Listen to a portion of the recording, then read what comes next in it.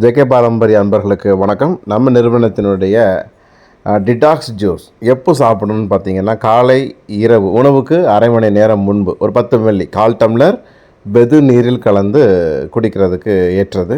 இப்படி எடுக்கிறதுனால என்ன பலன் ஏற்படும்? நம்ம லிவர் சுத்தமாகும்.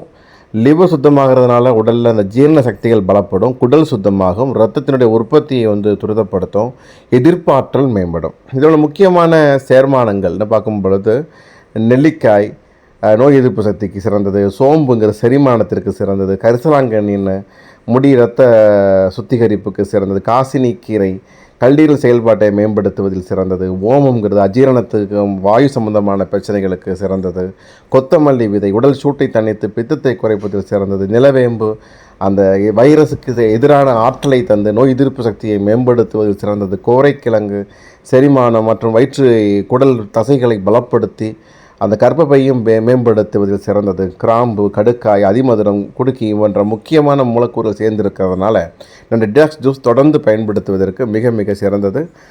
அனைவரும் பயன்படுத்தலாம்.